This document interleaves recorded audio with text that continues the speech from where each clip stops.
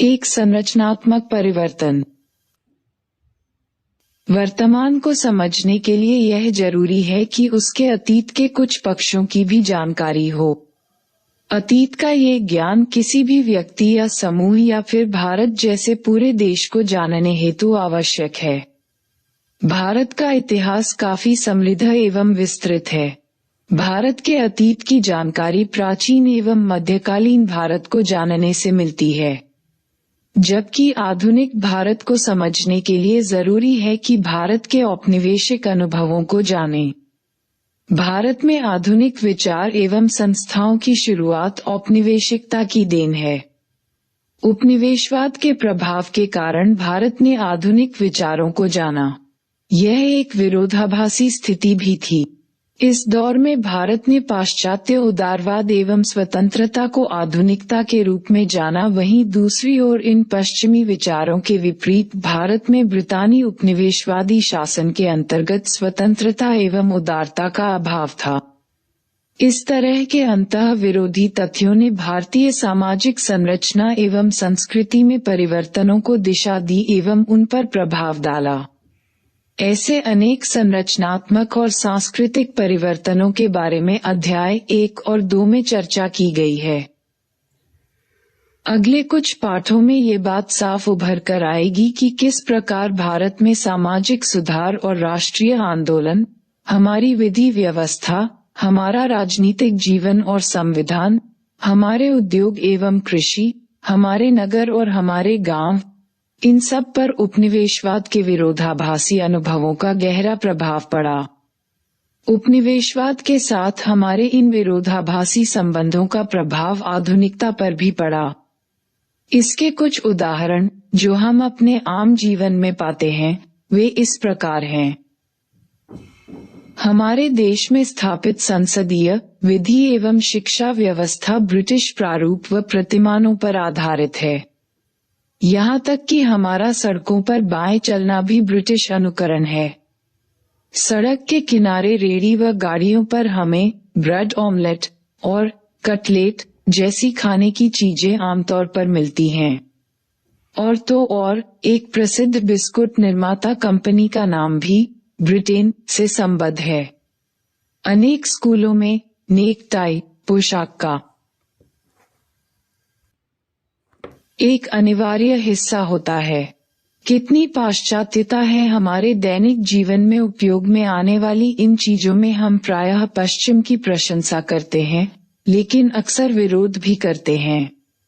ऐसे बहुत से उदाहरण हमें अपनी रोजमर्रा की जिंदगी में देखने को मिलते हैं। इन उदाहरणों से पता चलता है कि ब्रिटिश उपनिवेशवाद अब भी हमारे जीवन का एक जटिल हिस्सा है। हम अंग्रेजी भाषा का उदाहरण ले सकते हैं, जिसके बहुआयामी और विरोधात्मक प्रभाव से हम सब परिचित हैं।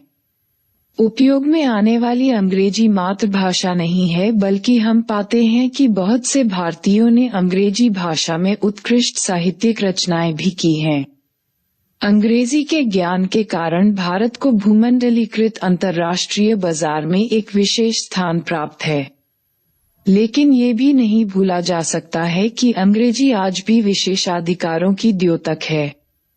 जिसे अंग्रेजी का ज्ञान नहीं होता है उसे रोजगार के क्षेत्र में परेशानियों का सामना करना पड़ता है। लेकिन दूसरी ओर अंग्रेजी भाषा का ज्ञान अनेक वंचित समूहों के लिए लाभकारी सिद्ध हुआ है। दलितों के संदर्भ में ये बातें उपयुक्त हैं। परंपरागत व्यवस्था में दलितों को औपचारिक शिक्षा से वंचित रहना पड़ा था। अंग्रेजी के ज्ञान से अब दलितों के लिए भी अवसरों के द्वार खुल गए हैं। इस अध्याय में हमने उन अनेक संरचनात्मक परिवर्तनों का उल्लेख किया है जो उपनिवेशवाद के कारण आए। अब हम इस जानकारी के बाद उपनिवेशवाद को एक संरचना एवं व्यवस्था के रूप में समझेंगे। उपनिवेशवाद ने राजनीतिक, आर्थिक एवं सामाजिक संरचना में नवीन परिवर्तन उत्पन्न किए। इस अध्याय में हम 2 संरचनात्मक परिवर्तनों, औद्योगिकरण एवं नगरीकरण की चर्चा करेंगे। हमारे विवेचन का मुख्य केंद्र तो विशिष्ट औपनिवेशिकतावाद होगा, पर साथ ही हम स्वतंत्र भारत में हुए विकास का भी उल्लेख करेंगे। इन सभी संरचनात्मक परिवर्तनों के साथ सांस्कृतिक परिवर्तन भी हुए, जिनकी चर्चा हम अगले अध्याय में करेंगे। हालांकि इन दोनों परिवर्तनों को अलग करना बहुत कठिन है, फिर भी आप देखेंगे कि संरचनात्मक परिवर्तनों की चर्चा कैसे सांस्कृतिक परिवर्तनों को सम्मिलित किए बिना कठिन है। 1.1 उपनिवेशवाद की समझ। एक स्तर पर एक देश के द्वारा दूसरे देश पर शासन को उपनिवेशवाद माना जाता है। आधुनिक काल में पश्चिमी उपनिवेशवाद का सबसे ज्यादा प्रभाव रहा है। भारत के इतिहास से यह स्पष्ट होता है कि यहाँ काल और स्थान के अनुसार विभिन्न प्रकार के समूहों का उन विभिन्न क्षेत्रों पर शासन रहा जो आज के आधुनिक भारत को निर्मित करते हैं। लेकिन औपनिवेशिक शासन किसी अन्य शासन से अलग और अधिक प्रभावशाली रहा। इसके कारण जो परिवर्तन आए वह अत्यधिक गहरे और भेदभावपूर्ण रहे हैं। इतिहास ऐसे उदाहरणों से भरा पड़ा है जिसमें दूसरे देश के क्षेत्रों पर कब्जा करके राजनीतिक क्षेत्र का विस्तार किया गया। ऐसे अनगिनत उदाहरण हैं जिसमें कमजोर लोगों पर शक्तिशाली लोगों ने शासन किया। लेकिन गौर करने वाली बात यह है कि पूंजीवाद के आने से पहले के साम्राज्य और पूंजीवादी दौर के शासन में गुणात्मक अंतर है। पूर्व पूंजीवादी शासन प्रभुत्व से लाभ प्राप्त कर सके जो उनके निरंतर शासन अथवा विरासत से व्यक्त होता है। कुल मिलाकर पूर्व पूंजीवादी शासक समाज के आर्थिक आधार में हस्तक्षेप नहीं कर सके। उन्होंने परंपरागत आर्थिक व्यवस्थाओं पर कब्जा करके अपनी सत्ता को बनाए रखा। अलवी एवं शानिन। इसके विपरीत ब्रितानी उपनिवेशवाद पूंजीवादी व्यवस्था पर आधारित था। इसने प्रत्यक्ष रूप से आर्थिक व्यवसाय में बड़े पैमाने पर हस्तक्षेप किए, जिनसे ब्रितानी पूंजीवाद का विस्तार हुआ और उसे मजबूती मिली। उदाहरण के लिए भूमि संबंधी नियमों को लें। ब्रितानी उपनिवेशवाद ने केवल भूमि स्वामित्व के नियमों को ही नहीं बदला, अपितु ये भी निर्धारित किया कि कौन सी फसल उगाई जाए और कौन सी नहीं। इसने उत्पादन क्षेत्र को भी नहीं छोड़ा। वस्तुओं के उत्पादन की प्रणाली और उनके वितरण के तरीकों को भी बदल दिया। यहाँ तक कि ब्रिटिश उपनिवेशवाद ने ब्रिटिश पूंजीवाद के प्रसार के लिए जंगलों को भी नहीं छोड़ा। उन्होंने पेड़ों की कटाई और बागानों में चाय की खेती की शुरुआत कराई। जंगल को नियंत्रित एवं प्रशासित करने के लिए अनेक कानून भी बनाए। इससे जंगल पर आश्रित गढ़रिये व ग्रामीण लोगों के जीवन में परिवर्तन आए। नए औपनिवेशिक कानूनों के अंतर्गत ग्रामीणों, चरवाहों व गढ़रियों का जंगलों में आना जाना प्रतिबंधित कर दिया गया। अब जंगल से भेड़ बकरियों, गाय भैंसों आदि पशुओं के लिए चारा इकट्ठा करना दुर्लभ हो गया। नीचे दिए गए बॉक्स में संक्षेप में बताया गया है कि किस प्रकार औपनिवेशिक कानून, विशेषकर जंगलों से संबंधित कानून ने पूर्वोत्तर भारत पर प्रभाव डाला। इस संदर्भ में पूर्वोत्तर भारत में जंगल से संबंधित औपनिवेशिक नीतियां उल्लेखनीय हैं। पूर्वोत्तर भारत में जंगल से संबंधित औपनिवेशिक नीतियां। बॉक्स 1.1 बंगाल में रेलवे की शुरुआत एक निर्णायक घटना थी। असम की जंगल से संबंधित नीतियों में एक परिवर्तन आया। उस समय असम बंगाल प्रांत का एक हिस्सा था। अब ये नीतियां उदार न होकर हस्तक्षेपवादी हो गई। जैसे जैसे रेलवे के शयनयानों की मांग बढ़ी वैसे वैसे असम का वह जंगल जो व्यावसायिक दृष्टि से बहुत उपयोगी नहीं था, राजस्व कमाने का एक आकर्षक संसाधन बन गया। उन दिनों का असम आज के 7 पूर्वोत्तर राज्यों से मिलकर बनता था। 1861 और 1878 के बीच 269 वर्ग मील का विस्तृत जंगल आरक्षित घोषित कर दिया गया। सन 1894 तक ये क्षेत्र 3683 वर्ग मील का हो गया। बढ़ते बढ़ते 19वीं सदी के अंत तक 20,061 वर्ग मील का हो गया, जिसमें कुल प्रांत का 42.2% क्षेत्रफल था। इसमें से 3,609 वर्ग मील को आरक्षित रखा गया था। इसमें गौर करने की बात यह है कि जंगल का वो बड़ा क्षेत्र जिसमें आदिवासी समुदायों का निवास था और जो सदियों से वहां जीवनयापन करते आए थे, भी प्रशासकीय नियंत्रण में आ गया। पहाड़ी क्षेत्रों में आदिवासी जनजातीय समुदाय जंगलों से संबद्ध होकर प्रकृति के साथ मैत्रीपूर्ण जीवन जीते थे। उपनिवेशवाद ने लोगों की आवाजाही को भी बढ़ाया। भारत के एक हिस्से से दूसरे हिस्से में आना जाना चलता रहा। जैसे आज के झारखंड प्रदेश से उन दिनों बहुत से लोग चाय बागानों में मजदूरी करने के उद्देश्य से असम आए। उन्हीं दिनों एक नए मध्य वर्ग का भी उद्भव हुआ जो मुख्यतः बंगाल और मद्रास क्षेत्र से था। उसमें वे लोग थे जिनको उपनिवेशवादी शासन ने देश के विभिन्न भागों से सेवा के लिए चुना था। इसके अलावा विभिन्न पेशेवर लोग जैसे डॉक्टर एवं वकील, इन सरकारी सेवाकर्मियों और व्यवसायियों का भी बहुत आवागमन होता रहा।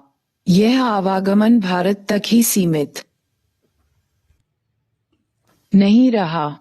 उपनिवेशवादी शासन ने भारतीय मजदूरों एवं दक्ष सेवाकर्मियों को जहाजों के माध्यम से सुदूर एशिया, अफ्रीका और अमेरिका में स्थित अन्य उपनिवेशों में भी भेजा। कितने लोग तो जहाज पर रास्ते में ही मर जाते थे। जाने वाले अधिकांश लोगों में से कुछ तो कभी लौट कर ही नहीं आए। आज उन भारतीयों के वंशजों को भारतीय मूल का माना जाता है। दुनिया के अनेक देशों में भारतीय मूल के लोग पाए जाते हैं जो वस्तुतः भारत के उपनिवेशवादी शासन के दौरान उन देशों में पहुंचे। व्यवस्थित शासन के लिए उपनिवेशवाद ने विभिन्न क्षेत्रों में भारी परिवर्तन की शुरुआत की। ये परिवर्तन वैधानिक, सांस्कृतिक अथवा वास्तुकला आदि क्षेत्रों में लाए गए।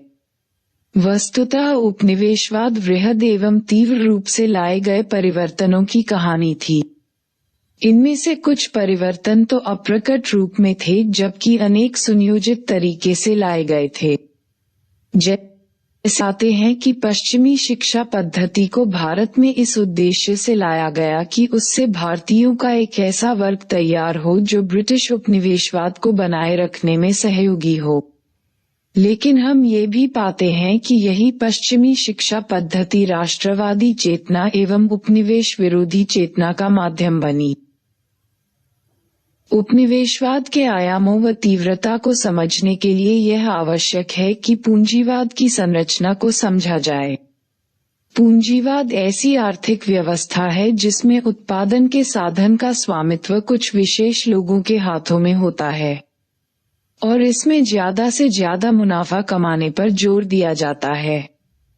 कक्षा 12 की पहली पाठ्य पुस्तक भारतीय समाज में पूंजीवादी बाजार के बारे में विस्तार से चर्चा की जा चुकी है। पश्चिम में पूंजीवाद का प्रारंभ एक जटिल प्रक्रिया के फलस्वरूप हुआ। इस प्रक्रिया में मुख्य रूप से यूरोप द्वारा शेष दुनिया की खोज, गैर यूरोपीय देशों की संपत्ति और संसाधनों का दोहन, विज्ञान और तकनीक का अद्वितीय विकास और इसके उपयोग से उद्योग एवं कृषि में रूपांतरण आदि सम्मिलित हैं। पूंजीवाद को प्रारंभ से ही इसकी गतिशीलता, वृद्धि की संभावनाएं, प्रसार, नवीनीकरण, तकनीक और श्रम के बेहतर उपयोग के लिए जाना गया। इन्हीं गुणों के कारण पूंजीवाद ज्यादा से ज्यादा लाभ सुनिश्चित करता है। पूंजीवादी दृष्टिकोण से बाजार को एक वृहद भूमंडलीकृत रूप में देखा गया। पश्चिमी उपनिवेशवाद का पश्चिमी पूंजीवाद के विकास से अन्योन्याश्रित संबंध है। यही बात औपनिवेशिक भारत के संदर्भ में भी कही जा सकती है। भारत में भी पूंजीवाद के विकास के कारण उपनिवेशवाद प्रबल हुआ और इस प्रक्रिया के दूरगामी प्रभाव भारत की सामाजिक, सांस्कृतिक, आर्थिक और राजनीतिक संरचना पर पड़े। अगले भाग में हम औद्योगिकरण और नगरीकरण के बारे में जानेंगे और समझेंगे कि कैसे उपनिवेशवाद के प्रभाव से कुछ विशिष्ट प्रारूपों का उद्भव हुआ। अगर पूंजीवादी व्यवस्था सशक्त आर्थिक व्यवस्था बन सकती है तो राष्ट्र राज्य भी सशक्त एवं प्रबल राजनीतिक रूप ले सकता है। आज ये बड़ा स्वाभाविक लगता है कि हम सब राष्ट्र राज्य में रहते हैं और हमें राष्ट्रीयता यानी कि राष्ट्र की नागरिकता स्वाभाविक रूप से प्राप्त है।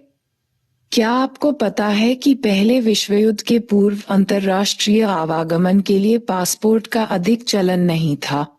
कुछ ही क्षेत्रों के लोगों के पास यह उपलब्ध था। समाजों का संगठन सामान्यतः इन आधारों पर नहीं होता था। राष्ट्र राज्य एक विशिष्ट प्रकार के राज्य के लिए उपयोगी है, जो कि आधुनिक समाज का लक्षण है। सरकार को एक विशेष क्षेत्र टेरिटरी में संप्रभुता प्राप्त होती है और इसमें रहने वाले लोग एक राष्ट्र के नागरिक होते हैं। नेशन स्टेट या राष्ट्र राज्य राष्ट्रवाद के उदय से घनिष्ठ रूप से संबद्ध है। राष्ट्रवादी सिद्धांत के अनुसार किसी क्षेत्र विशेष में लोगों के समूह को स्वतंत्रता एवं संप्रभुता प्राप्त होती है। उन्हें अधिकार प्राप्त होता है कि वे अपनी स्वतंत्रता एवं संप्रभुता का इस्तेमाल कर सकें।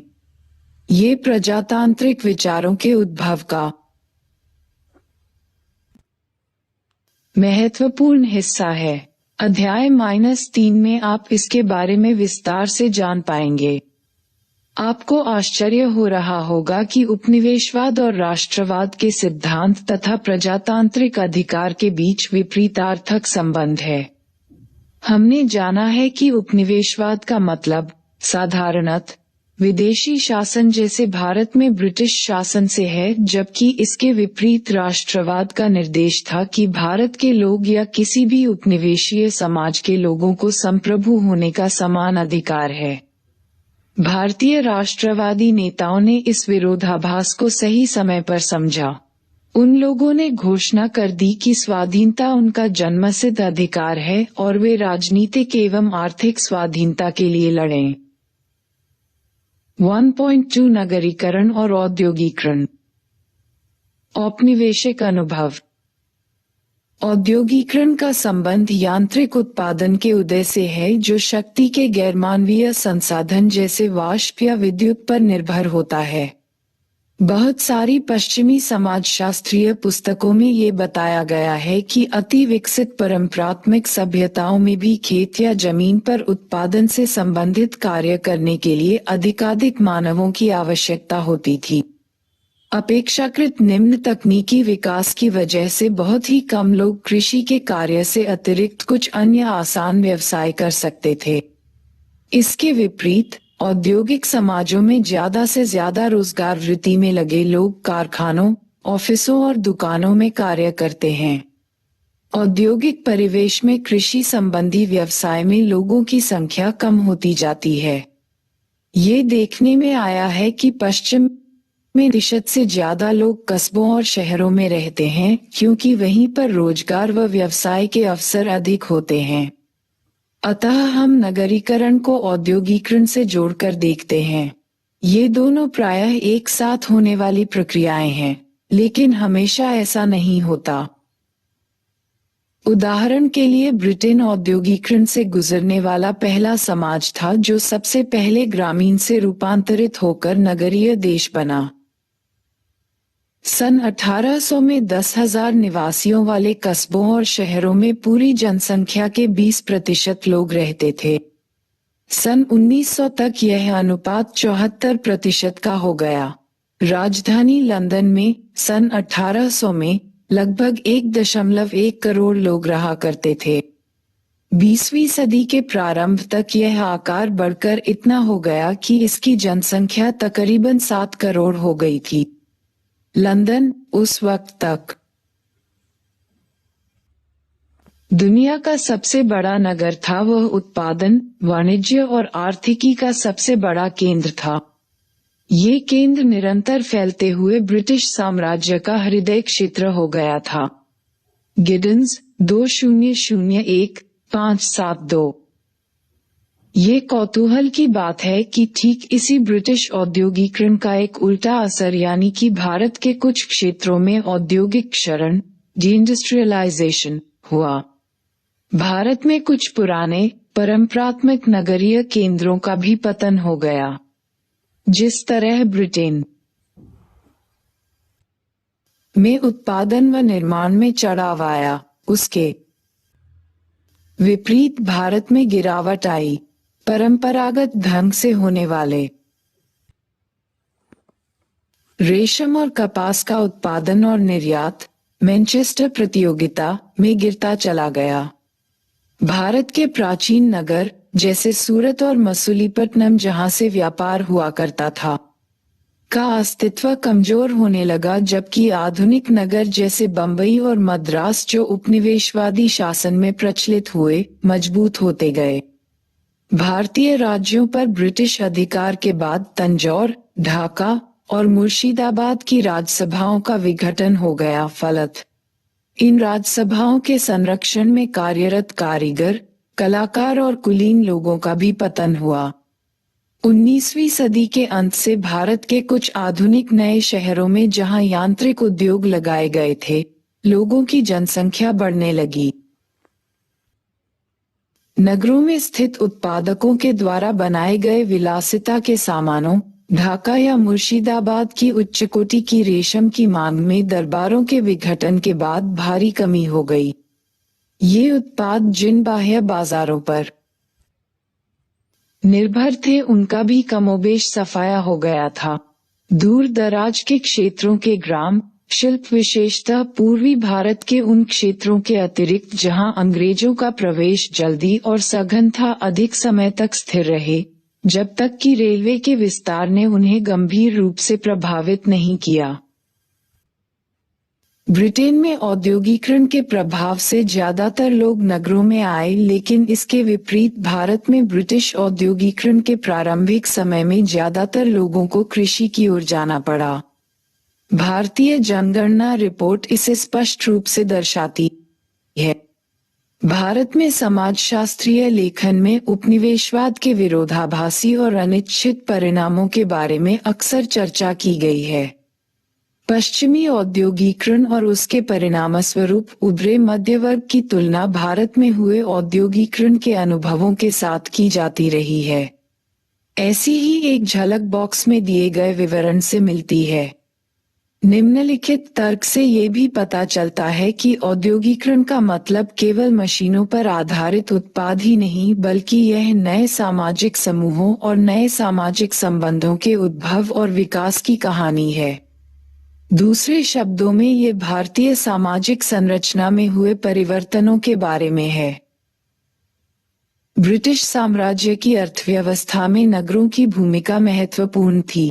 समुद्र तटीय नगर जैसे बंबई, कलकत्ता और मद्रास उपयुक्त माने गए थे, क्योंकि इन जगहों से उपभोग की आवश्यक वस्तुओं का निर्यात आसानी से किया जा सकता था। साथ ही यहीं से उत्पादित वस्तुओं का सस्ती लागत से आयात किया जा सकता था। औपनिवेशिक नगर ब्रिटेन में स्थित आर्थिक केंद्र और औपनिवेशिक भारत में स्थित हाशिए के बीच महत्वपूर्ण संपर्क सूत्र थे। इस प्रकार ये नगर भूमंडलीय पूंजीवाद के ठोस उदाहरण थे। उदाहरण के रूप में औपनिवेशिक भारत में बंबई को इस प्रकार सुनियोजित ढंग से विकसित किया गया था कि सन 1900 तक भारत की 1/3 कच्ची कपास को जहाज से भेजा जा चुका था। कोलकाता से जूट, पटसन का निर्यात होता था, जबकि चेन्नई से कहवा, चीनी, नील और कपास ब्रिटेन को निर्यात किया जाता था। औपनिवेशिक काल के नगरीकरण में पुराने शहरों का अस्तित्व कमजोर होता गया और उनकी जगह पर नए औपनिवेशिक शहरों का उद्भव और विकास हुआ।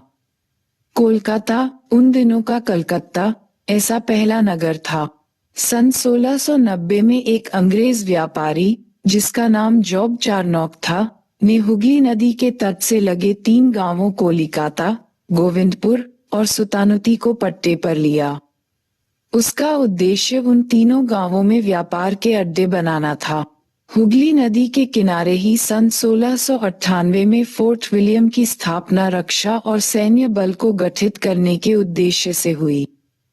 फोर्ट और उसके आसपास का खुला क्षेत्र, जिसे मैदान कहते थे, जहां सैन्य बलों के डेरे थे, कलकत्ता नगर का केंद्र बना। इसी केंद्र से नगर का प्रसार हुआ।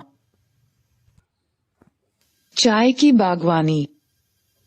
हम अब तक जान चुके हैं कि भारत में औद्योगिकरण और नगरीकरण उस प्रकार नहीं हुआ जैसे ब्रिटेन में हुआ। इसकी वजह औद्योगिकरण की देर से हुई शुरुआत नहीं थी, बल्कि यहाँ के प्रारंभिक औद्योगिकरण और नगरीकरण पर औपनिवेशिक शासन चलता था, जो अपने ही हितों को देखता था। हम विभिन्न उद्योगों के बारे में यहाँ विस्तार से चर्चा नहीं करेंगे। हम केवल चाय की बागवानी को उदाहरण के रूप में ले लेंगे। आधिकारिक रिपोर्ट से पता चलता है कि औपनिवेशिक सरकार गलत तरीकों से मजदूरों की भर्ती करती थी और उनसे बलपूर्वक काम लिया जाता था। ब्रिटिश व्यवसायियों के लिए सरकारी बल का प्रयोग कर बागानों में मजदूरों से सस्ते में काम कराया जाता था। कथा साहित्य एवं अन्य स्रोतों से बागान में काम करने वालों के जीवन से संबंधित जानकारी प्राप्त होती है। वास्तव में औपनिवेशिक प्रशासन कर चलते थे कि बागान वालों को फायदा पहुंचाने के लिए मजदूरों पर कड़े से कड़ा बल प्रयोग किया जाए। वे इस तथ्य से पूर्णतः अवगत थे कि औपनिवेशिक देश में चलाए गए नियम कानून अलग हो सकते हैं और यह जरूरी नहीं है कि ब्रिटिश उन प्रजातांत्रिक नियमों का निर्वाह औपनिवेशिक देश में भी जो ब्रिटेन में लागू होते थे। श्रमिकों का चयन और नियुक्ति किस प्रकार होती थी? सन 1851 में चाय उद्योगों की भारत में शुरुआत हुई। ज्यादातर चाय के बागान असम में थे। सन 1903 तक 4,79,000 स्थायी और 93,000 अस्थायी लोगों को यहाँ काम पर रखा गया था। चूंकि असम की जनसंख्या सघन नहीं थी और चाय के बागान निर्जन पहाड़ी क्षेत्रों में स्थित थे, इसलिए बड़ी संख्या में श्रमिकों को दूसरे प्रांतों से लाया गया था। लेकिन दूरदराज से हजारों मजदूरों को लाकर ऐसी जगह पर रखने में जहां की आबोहवा स्वास्थ्य के प्रतिकूल थी, यहां तक कि विचित्र प्रकार के बुखारों का प्रकोप था, इलाज में अत्यधिक खर्चा होता था और इस खर्चे के लिए बागानों के मालिक और ठेकेदार सहमत नहीं थे। सही तरीके से मजदूरों को लाना खर्चीला होता, इसलिए ब्रिटिश व्यावसायिकों ने सरकारी ताकत का सहारा लिया। ऐसे कानून बनाए गए कि गरीब मजदूरों के पास कोई विकल्प नहीं बचा। असम के चाय के बागानों के लिए मजदूरों की नियुक्ति बरसों तक होती रही। ये काम ठेकेदारों को दिया गया था, जो बंगाल के transport of native labourers act न 111-1863, जिसका 1865, 1870 और 1873 में संशोधन किया गया, का इस्तेमाल करके मजदूरों को प्रलोभन, बल, भय के द्वारा असम भेजते थे। कर्जन के भाषण 2 से पृष्ठ 238-9। बॉक्स 1.7। असम जाने वाले मजदूर दरअसल दस्तावेज इकरारनामे के तहत कई सालों के लिए वहां गए थे। सरकार की तरफ से उन मजदूरों को दंडित करने का प्रावधान किया था जो समझौते के पट्टे के अनुसार व्यावसायिक शर्तें पूरी नहीं करते थे। इस पक्ष को स्पष्ट करते हुए कानून के सदस्य टी. रालेग ने जब सन 1901 में श्रम एवं उत्प्रवासी विधेयक 1901 असम लेबर एंड इमिग्रेशन के बारे में बोलते हुए कहा था कि पट्टे पर लिए गए मजदूरों को ये कानून विधिवत रूप से निर्देश देता है कि वह 4 साल के लिए असम में मजदूरी करने के अलावा कुछ नहीं कर सकते। अगर कोई मजदूर इस निर्देश का पालन करने में विफल रहता है तो उसे जेल हो सकती है। इस प्रकार की शर्तें मालिक मजदूर से संबंधित साधारण कानूनों में नहीं होती हैं। लेकिन हमने ब्रिटिश भारत में असम के चाय बागानों के मालिकों ने सुविधा और फायदे के लिए इस प्रकार की शर्तों को कानून का हिस्सा बनाया है। तथ्य यही है कि इस कानून का मुख्य उद्देश्य बागान वालों को फायदा पहुंचाना है, न कि मजदूरों के हितों को ध्यान में रखना।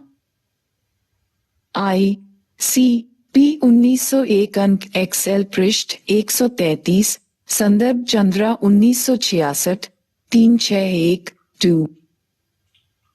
बॉक्स 1.6 और 1.7 के लिए अभ्यास। ऊपर दिए गए बॉक्सों को पढ़ें और चर्चा करें। ग्रेटर देन कार्य को नियंत्रित करने में औपनिवेशिक सरकार और इसके प्रशासकों की भूमिका। ग्रेटर देन ब्रिटिश चाय बागान मालिकों की सहायता के लिए ब्रिटिशों की राय। पता लगाएं कि इन श्रमिकों के वंशज की क्या भूमिका रही है और वे कहां रह रहे हैं। मजदूरों के बारे में जानने के आवश्यक है कि मालिकों, बागान वालों के बारे में जानें। बागानों के मालिक कैसे रहते थे। सामान की लदाई और उतारने के लिए पर्वतपुरी एक अहम जगह थी। जब भी भाप छोड़ते पानी के स्टीमर किनारे से लगते, आसपास के बागानों के मालिक अंग्रेज और उनकी मेम जहाज से उतरते। वैसे तो उनके बगीचे दूरदराज थे और उन्हें एकांत में ही रहना पड़ता था, लेकिन उनकी जीवन शैली में भोग विलास की चमक भरपूर थी। उनके विशाल बंगले मजबूत लकड़ी के पट्टों पर स्थित और घिरे हुए थे ताकि जंगली जानवर वहां न आ पाएं। राजसी बंगले के चारों ओर मखमली बाग थे जिनकी रौनक में रंग बिरंगे फूलों की कतार थी। उन गोरे साहबों ने कितने ही स्थानीय लोगों को विशेष ट्रेनिंग देकर बेहतर सेवा देने लायक बना दिया था। माली, बावर्ची और घरेलू कामकाज करने वाले नौकरों की कैफियत देखते बनती थी। नौकरों की सेवा की वजह से उन विशाल बंगलों के बरामदे और एक एक सामान दूर से ही चमकते थे। सारी जरूरत की चीजें साफ सफाई के पाउडर से लेकर परिष्कृत कांटे, सेफ्टी पिन से लेकर चांदी के बर्तन तक, नॉटिंघम के किनारे वाले टेबल क्लॉथ से लेकर नहाने के साबुन तक, सब कुछ जहाज से आते थे। बड़े बड़े नहाने के टब जो कि विशाल नहाने के कमरे में रखे जाते थे, जिन्हें कि हर दिन सवेरे बिश्ती बंगले के कुएं के पानी से भर देता था, वे भी वास्तव में स्टीमर से ही आते थे। फुकन। स्वतंत्र भारत में औद्योगिकरण। पहले के भागों में हमने जाना था कि भारत में औद्योगिकरण और नगरीकरण में औपनिवेशिक शासन की भूमिका महत्वपूर्ण थी। इस भाग में हम संक्षेप में जानेंगे कि औद्योगिकरण को स्वतंत्र भारत की सरकार ने सक्रिय तौर पर बढ़ावा कैसे दिया। कुछ अर्थों में यह एक प्रकार की प्रतिक्रिया भी थी जिसमें स्वाधीन भारत के शासक उपनिवेशवाद के द्वारा प्रभावित हुए विकास को संजोए रखना चाहते थे। अध्याय -5 में हम भारतीय औद्योगिकरण और इसमें आए परिवर्तनों, विशेषकर सन 1990 के बाद हुए उदारीकरण के बारे में चर्चा करेंगे। क्रियाकलाप 1.3। भारतीय राष्ट्रवादियों के लिए औपनिवेशिक शासन के दौरान हुआ आर्थिक शोषण एक केंद्रीय मुद्दा। उपनिवेशवाद से पहले के भारत की जो तस्वीर कथा साहित्य आदि में दिखती थी उसमें समृद्धि और संपन्नता थी, लेकिन उपनिवेशवाद के बाद के भारत में गरीबी दिखाई देती थी। स्वदेशी आंदोलन ने भारत की राष्ट्रीय अर्थव्यवस्था के प्रति निष्ठा को मजबूत किया। आधुनिक विचारों के द्वारा लोगों ने अनुभव किया कि गरीबी को दूर किया जा सकता है। भारतीय राष्ट्रवादियों ने अनुमान लगाया कि तीव्र और वृहद औद्योगिकरण के द्वारा आर्थिक स्थिति में आवश्यक सुधार किए जा सकते हैं, जिनसे विकास और सामाजिक न्याय हो पाएगा। भारी मशीनीकृत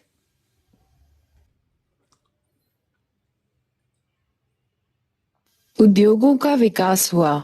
इन्हें बनाने वाले उद्योग, पब्लिक सेक्टर के विस्तार और बड़े कोऑपरेटिव सेक्टर को महत्वपूर्ण माना गया।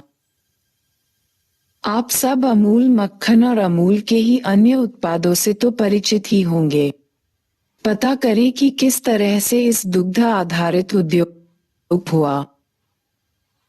जैसा कि जवाहरलाल नेहरू ने सोच रखा था, आधुनिक और समृद्धिशील भारत की नींव वृहद लौह इस्पात उत्पादक उद्योगों या विशाल बांधों और विद्युत शक्ति के केंद्रों पर रखी जानी थी। आप भाखड़ा नागल बांध पर पंडित नेहरू के विचारों को पढ़ें।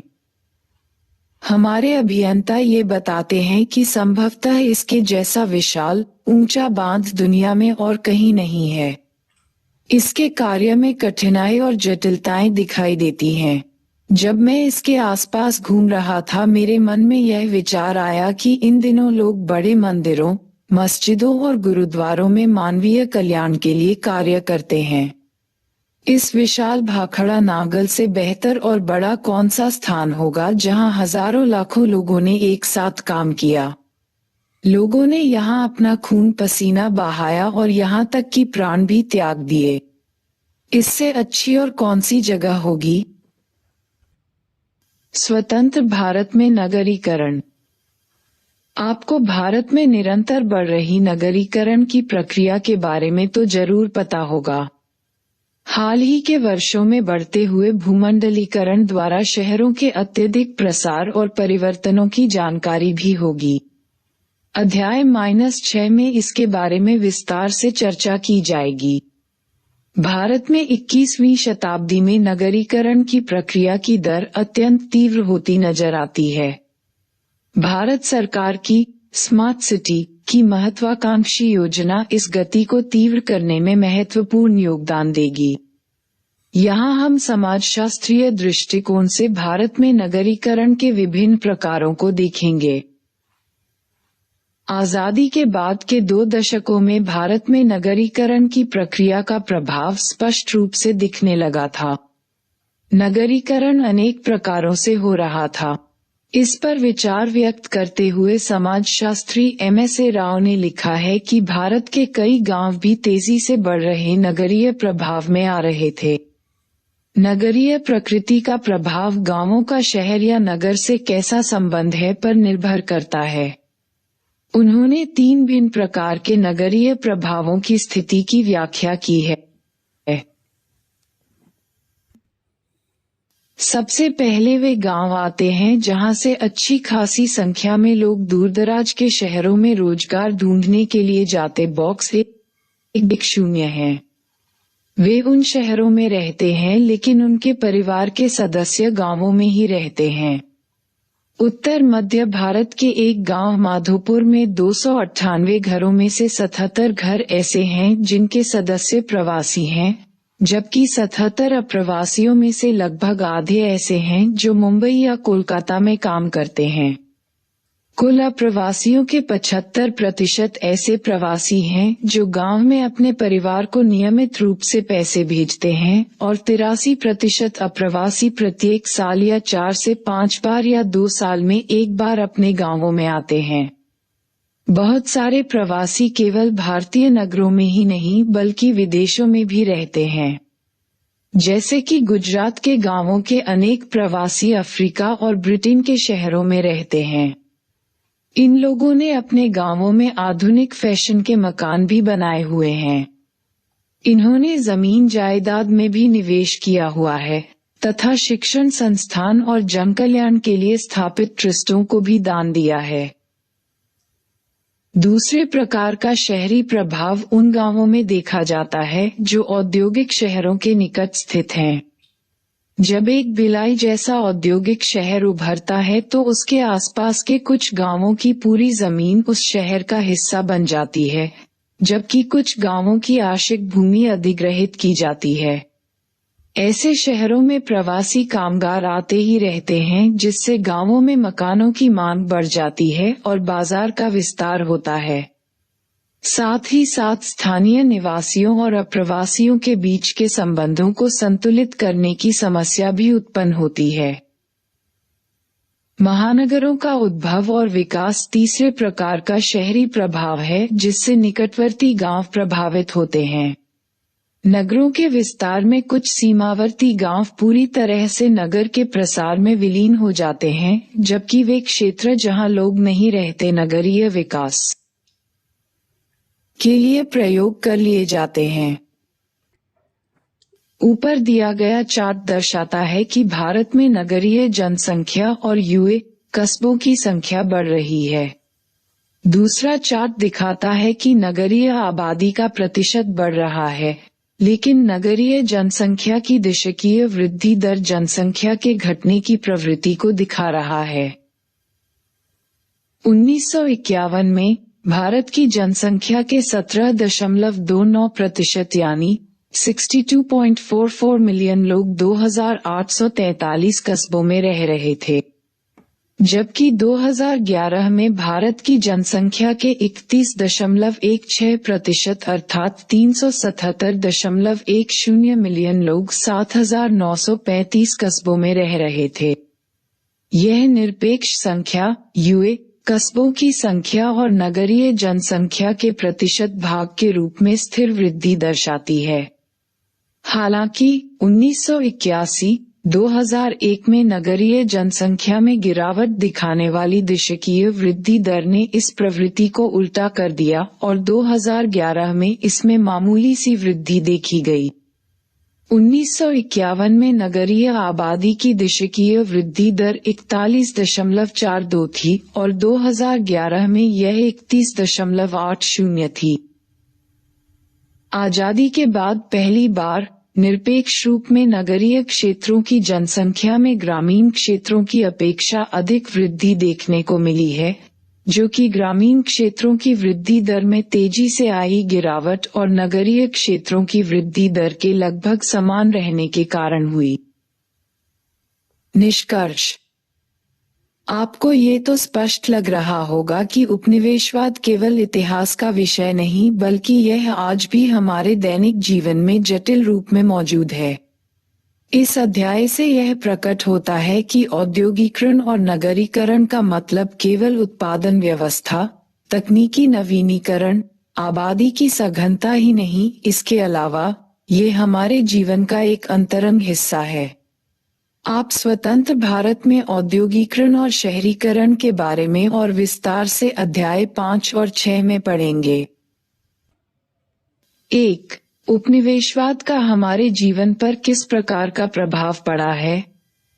तो किसी एक पक्ष जैसे संस्कृति या राजनीति को केंद्र में रखकर या सारे पक्षों को जोड़कर विश्लेषण कर सकते हैं। औद्योगिकरण और नगरीकरण का परस्पर संबंध है, विचार करें। 23. किसी ऐसे शहर या नगर को चुनें जिससे आप भली भांति परिचित हैं। उस शहर, नगर के इतिहास, उसके उद्भव और विकास तथा समसामयिक स्थिति का विवरण दें। 4. आप एक छोटे कस्बे में या बहुत बड़े शहर या अर्धनगरीय स्थान या एक गांव में रहते हैं। जहां आप रहते हैं उस जगह का वर्णन करें। वहां की विशेषताएं क्या हैं? आपको क्यों लगता है कि वह एक कस्बा है, शहर नहीं है? कस्बा नहीं या शहर है, गांव नहीं। एक गांव जहां आप रहते हैं, क्या वहां कोई कारखाना है? क्या लोगों का मुख्य व्यवसाय खेती है? क्या व्यवसाय वहां निर्णायक रूप में प्रभावशाली है? क्या वहां इमारतें हैं? क्या वहां शिक्षा की सुविधाएं उपलब्ध हैं? लोग कैसे रहते और व्यवहार करते हैं? लोग किस तरह बात करते और कैसे कपड़े पहनते हैं?